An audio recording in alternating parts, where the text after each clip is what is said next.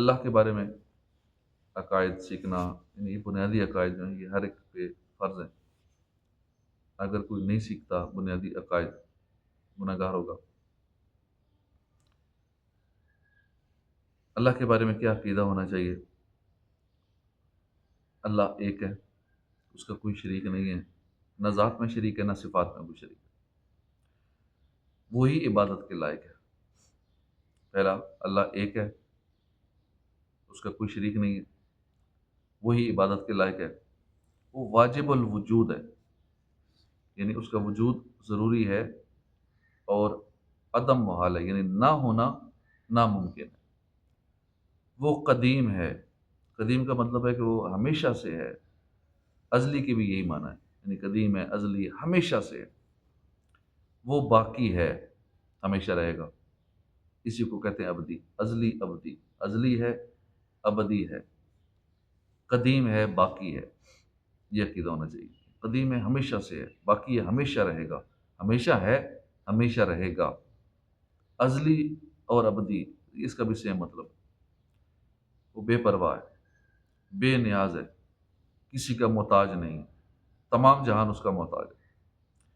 جس طرح اس کی ذات قدیم اور ازلی ابدی ہے، صفات بھی قدیم ازلی ابدی ہیں۔ اس کی ذات و صفات کے سوا سب چیزیں حادث ہیں، پہلے نہ تھیں پھر موجود ہوئیں، یعنی اللہ پاک قدیم ہے اور ازلی ہے، ابدی ہے، باقی ہے، اس کے علاوہ جو کچھ ہے وہ حادث ہے، حادث ہے۔ اب کی غلطی سے یہ چیزیں کلیئر نہیں ہوتی ہیں تو وہ اللہ کو بھی حادث کہہ دیتے ہیں، معاذ اللہ، یہ کفر ہو جاتا ہے۔ حادث باقی چیزیں اللہ کے علاوہ، اللہ جو ہے نا وہ قدیم، ازلی، ابدی ہے، باقی ہے، اس کے علاوہ باقی ہر چیز حادث ہے۔ حادث کا مطلب ہے پہلے نہیں تھی چیزیں پھر موجود ہوئی، ہم پہلے نہیں تھے پھر آ گئے۔ اس طرح جتنی بھی چیزیں کائنات کی وہ پہلے نہیں تھیں لیکن اللہ تھا، باقی سب چیزیں نہیں تھیں پھر ہوئی۔ وہ نہ کسی کا باپ ہے نہ بیٹا ہے، نہ اس کے لیے بیوی ہے جو اسے باپ یا بیٹا بتائے یا اس کے لیے بیوی ثابت کرے، وہ کافر ہے۔ وہی ہر شے کا خالق ہے۔ زوات ہوں، یعنی زوات ذات کی جمع ہے نا، زوات ہوں، افعال ہوں، سب اسی کے پیدا کیے ہوئے ہیں۔ حقیقتاً روزی پہنچانے والا وہی ہے، باقی سارے وسیلے ہیں۔ جب یہ پکا عقیدہ ہو جاتا ہے نا پھر بندہ ٹینشن فری ہو جاتا ہے کہ رازق وہ ہے، حقیقی روزی پہنچانے والا وہ ہے۔ باقی ذرائع ہیں دنیا میں، ہر ایک کا ذریعہ ہے روزی کا، مختلف ذرائع ہیں، وسیلے بنے ہوئے ہیں، ملائکہ بھی وسیلہ ہیں اور بھی دیگر دنیا میں وسائل ہیں روزی کے۔ اللہ تعالیٰ جسم سے پاک ہے، جہد سے، مکان سے، شکل و صورت سے، حرکت و سکون، ان سب چیزوں سے پاک ہے۔ وہ ہر کمال اور خوبی کا جامع ہے اور ہر اس چیز سے جس میں عیب ہے، نقصان ہے، اس سے پاک ہے۔ مثلا جھوٹ سے پاک ہے، دغا، خیانت، ظلم، جہل، بے حیائی وغیرہ جو عیب ہے نا اس سے پاک ہے۔ عیب جو ہے اس پر قطعاً ناممکن ہے، محال ہے۔ کئی بد مذہب یہ عقیدہ رکھتے ہیں کہ ان اللہ علی کل شیء قدیر، اللہ ہر چیز پر قادر ہے، تو جھوٹ پر بھی قادر ہے، یہ بھی انہوں نے لکھا ہے۔ اب جھوٹ تو عیب ہے، بری چیز ہے، اور جتنی بھی بری چیزیں یا عیب ہیں اللہ اس سے پاک ہے، اس کے لیے محال ہے، ناممکن ہے، لیکن وہ ہر شے پر قادر ہونے کے اندر یہ بھی چیز ڈال دیتے ہیں۔ باقاعدہ انہوں نے قرآن کے ترجمے میں یہ چیزیں لکھی ہوئی ہیں، اس لیے ترجمہ صرف کنز الایمان پڑھنا چاہیے تاکہ بندہ عقیدہ بھی صحیح رہے اور اس طرح کی کفریہ باتوں سے بھی بچ سکے۔ اللہ کی کون سی ذاتی صفات ہیں وہ بھی ہمیں پتہ ہونی چاہیے۔ حیات، قدرت، سننا، دیکھنا، کلام، علم، ارادہ، یہ سب ذاتی صفات۔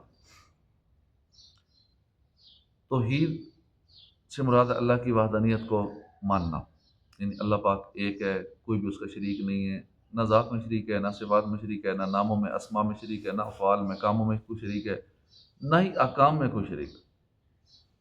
یہ اللہ کے بارے میں چیزیں یاد ہونی چاہیے جو ہم نے چند موٹی موٹی سنی ہیں۔ پھر اس طرح نبیوں کے بارے میں عقیدہ ہمارا کیا ہونا چاہیے، نبی کیا ہوتا ہے، کس کو نبی کہتے ہیں؟ نبی اس انسان کو کہتے ہیں جسے اللہ پاک نے مخلوق کی ہدایت کے لیے وحی بھیجی ہو، خواہ فرشتے کے ذریعے بھیجی ہو یا فرشتے کے بغیر بھیجی ہو، یہ ہوتے ہیں نبی۔ اور رسول وہ ہوتے ہیں نبی جو نبی نئی شریعت لائے اس کو رسول کہتے ہیں۔ نبی ضروری نہیں کہ نئی شریعت لائیں، لیکن رسول وہ ہوتے ہیں جو نئی شریعت لائیں، نئی قانون۔ تو وہ نبی ضرور ہوتے ہیں، جو رسول ہے وہ نبی بھی ہیں، لیکن جو نبی ہے وہ ضروری نہیں وہ رسول ہو، لیکن ہر رسول نبی ہے۔ انبیاء کرام کے بارے میں ہمارا عقیدہ کیا ہونا چاہیے کہ انبیاء کرام شرک اور کفر ہر ایسے عمل سے جو لوگوں کے لیے باعث نفرت ہو، جیسے جھوٹ ہے، خیانت ہے، جہالت ہے وغیرہ بری صفات سے قبل نبوت اور بعد نبوت بالاجماع معصوم ہے، نبی معصوم ہے، یہ عقیدہ، یعنی ان سے کوئی گناہ ممکن ہی نہیں۔ نبی اور فرشتے معصوم ہیں، لوگ عام لوگوں کو معصوم، بچوں کو معصوم کہتے ہیں، یہ نہیں کہنا چاہیے، صرف نبی اور فرشتے ان کو معصوم کہہ سکتے ہیں۔ اسی طرح ایسے افعال سے جو وجاہت اور مروت کے خلاف ہیں قبل نبوت اور بعد نبوت بالاجماع معصوم ہے، اور کبیرہ گناہوں سے بھی مطلقاً معصوم ہے، اور حق یہ ہے کہ جان بوجھ کر صغیرہ گناہ کرنے سے بھی قبل نبوت بعد نبوت معصوم ہے۔ اللہ نے انبیاء پر بندوں کے جتنے احکام نازل فرمائے انہوں نے وہ سب پہنچا دیے۔ جو یہ کہے کہ کسی حکم کو کسی نبی نے چھپا کے رکھا، یعنی تقیہ یعنی خوف کی وجہ سے یا کسی اور وجہ سے نہ پہنچایا، ابھی تک نبی نے ساری باتیں نہیں پہنچائیں، کسی نبی کے بارے میں ایسی بات عقیدہ رکھ کے ایسی بات کرے تو وہ کافر ہے۔ سارے نبیوں نے اپنا فرض ادا کر دیا، اپنا کام پورا کیا، جو اللہ کا پیغام تک پہنچا دیا۔ احکام تبلیغیہ میں انبیاء کرام سے سہو اور نسیان محال ہے، یعنی غلطی اور بھول محال ہے۔ ان کے جسم کا برس اور جزام وغیرہ ایسے امراض سے جن سے لوگ نفرت کرتے ہیں پاک ہونا ضروری ہے۔ اللہ پاک نے انبیاء کرام کو اپنے وجوب پر اطلاع دی، مگر یہ علم غیب کے اپنے وجوب پر اطلاع دی ہے، مگر یہ علم غیب کہ ان کو ہے اللہ کے دیے سے ہے۔ لہذا انبیاء کرام کا جو علم ہے وہ عطائی علم ہے، اللہ کی طرف سے عطا کیا ہوا ہے۔ انبیاء تمام مخلوق یہاں تک کہ رسل ملائکہ سے بھی افضل ہیں۔ ولی کتنا ہی بڑے مرتبے والا ہو کسی نبی کے برابر نہیں ہو سکتا۔ جو کسی غیر نبی کو کسی نبی سے افضل یا برابر بتائے وہ کافر ہے۔ نبی کی تعظیم فرض عین ہے، بلکہ اصل تمام فرائض ہے، کسی نبی کی ادنا سی توہین بھی کفر ہے۔ تمام انبیاء اللہ کے حضور عظیم وجاہت والے ہیں، عزت والے ہیں۔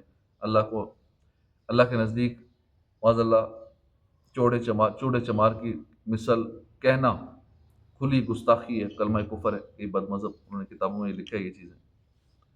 انبیاء کو عقل کامل عطا کی جاتی ہے جو اوروں کی عقل سے بدرجہ زائد ہوتی ہے۔ کسی حکیم دانشور یا کسی فلسفے کی عقل اس کے لاکھویں حصے کو بھی نہیں پہنچ سکتی۔